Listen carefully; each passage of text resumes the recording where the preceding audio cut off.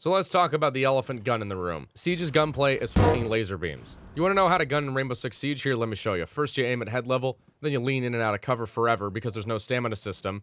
Then you spray your lightsaber at the enemy until they get deleted by the one-shot headshot. Now some people were so good at this movement that it made it really frustrating for newer players. And there was a big skill gap, but Ubi deemed the skill gap too freaking high. So then we slowed it down. Then we slowed it down again, and then we slowed the attachment that makes it faster. Hey, remember that weapon category that was a meme because every other weapon was faster than it? Well, now every weapon is slow, so that doesn't matter anymore. So what's wrong with the LMG meta? Well, to put it quite simply, it's not bad per se. It might not even show up in an Excel spreadsheet. It's just fucking boring.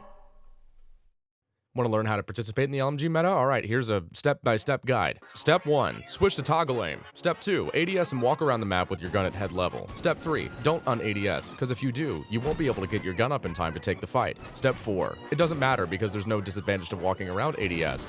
Step 5, equip an ACOG. Pretend that you have binoculars surgically attached to your skull. Step 6, click mouse 1 in general direction of opponent. This is completely viable because there's no recoil and no penalty for missing the first out of your 150 bullet belt. Now here's the thing, I don't think Ubisoft is stupid. I think they're just too fixated on the data collection aspect of the game and over-analyzing the data they get. It was the constant slowing down of the gun handling in the game that has gotten us to this point. LMGs used to be useless meme weapons because they simply did not have the handling to keep up with the fast-paced gunfighting of Siege. Now, there was a period of time where LMGs did have a niche role that was reasonable as scoped support weapons meant to be used usually from a stationary position to hold flanks or post plants. Hey, that sounds like a tactical realism thing, huh? Upside down rappelling on coastline surface door with a Capitale was a pretty solid tactic, but now LMGs are used as offensive weapons. Sure, they're slow and require you to move more slowly, but it doesn't matter if it turns your operator into a laser beam firing mobile suit Gundam. Couple that with the fast time to kill and the pretty much absent recoil from these things, and you get the most boring gunplay you'll ever find in a freaking FPS game. Somehow, Ash R4C is less of a point-and-click adventure than this. I'm a hard-stuck plat, and I'm hitting MVP leaderboards in TDM games with this stupid thing, not to mention in whatever Plat 2 TDM ELO is supposed to be considered. Don't get me wrong, I like TDM a lot, and I'm not gonna get mad at people for playing the game the way they want to play it, but it is interesting that I see a lot of people angle-holding random quarters or just sitting in a room. It's not that they're bad players, the game just encourages you to play very passively because there's very little aggressive options you can employ. Defending is a lot freaking easier than attacking in this game, not just because of the inherent strategic advantage of being a defender, but also the way gunplay in Siege rewards pre-holding shit at head level. Movement gets slowed down, which encourages safer gunfighting options, which increases pick rate of low recoil, high fire rate weapons, which leads to them getting nerfed, which leads to migrating to the next weapon, and the next weapon, and the next weapon, and the next weapon, and now everyone ADS walks around the map with LMGs. Combine all of this with game knowledge, and there's no aiming you can do to out-aim a well-established defense.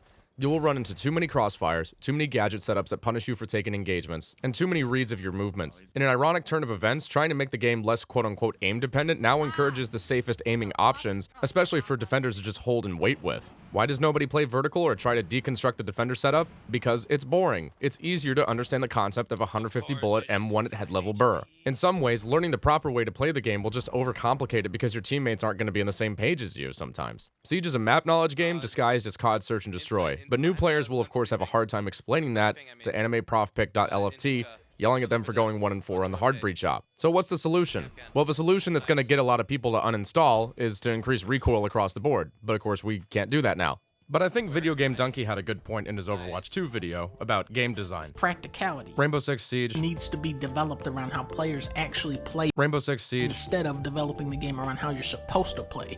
People will naturally gravitate towards the fun part of any game, which is why even in Diamond they still refuse to play vertical. Why won't anyone play vertical? Because it's boring. Why do people on defense always overextend and get caught way out? Okay, I didn't even need to modify this part of the script because it applies to Siege too. Because they want to get kills, which is fun to do. The solution isn't to embrace players' selfish instincts, but instead to trick them into playing like a team with selfish rewards.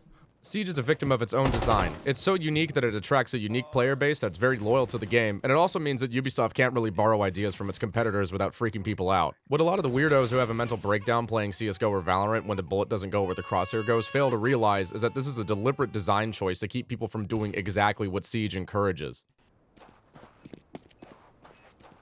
Orange, where are you going, dude? You're pushing cat. You already went cat. Behind you, behind you, behind you. Oh my god, He wasn't looking at you? It also explains why nobody wanted to watch the Valorant content. In Valorant, if you miss the first shot, you have to wait for the gun to reset before going for another attempt, so it makes shots from long distances less common and more skill-based on average. Hitting a Vandal one-tap from across the map is extremely satisfying because it feels like you earned that kill. In Siege, you get a sense of accomplishment from the events that lead up to the kill, drawing them out, anticipating their movement, or making a read that they didn't expect. Gunplay in Siege isn't super difficult for the average FPS player to pick up. If you have decent mechanical aim, you can probably pick up Siege right away. It's everything else that makes it complicated. Still, there are guns in the Siege sandbox that are certainly more difficult to use than other ones, and that was kind of supposed to be the trade-off. Yet, Aruni can't have a skill laser primary weapon because too many anime profile pics were using it. Well, Siege is implied to be this cerebral 5D chess game, but anytime there's a good weapon in a Siege, it gets treated like it's creating a negative effect on the balance of the universe and gets Thanos snapped into oblivion. In some cases, like with Sledge's SMG-11, quite literally. Is Ubisoft's approach here empirically bad? Does it empirically make the game worse? No, but it feels more like they're balancing a checkbook than a video game. Siege is hard to play. Not as hard as balancing it, though. There are 18-year-olds playing this game now that were 11. 11-year-olds existed when Uptown Funk was at the top of the Billboard Top 100. Now they're adults. Now they can vote and not buy cigarettes or alcohol, but join the Marines and get them from somebody else there. Rainbow Six Siege is older than my cat. Obama was president. Did you know that Siege is older than Overwatch? I fucking didn't. It's rare for other competitive shooters to go this long without a sequel. CSGO is another exception to this rule, but took multiple iterations to become the game it is today.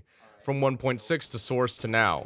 Siege is its own unique thing. Nothing like it has come before it, and nothing like it will probably come again. Is it time for another one? Well, we just added all these player cards and portraits to monetize, and we just added Team Deathmatch, and we're about to add the first new map in 3 years. So, yeah, I'm gonna confidently predict that Siege 2 ain't happening, right away. Maybe in 2 years. Maybe in 3? A new game would require lessons to be learned from the last one. And it might be the only way out of this, because if they drastically alter the gunplay in Siege right now, it's going to be too polarizing to keep a big player base. I don't envy Ubi's position.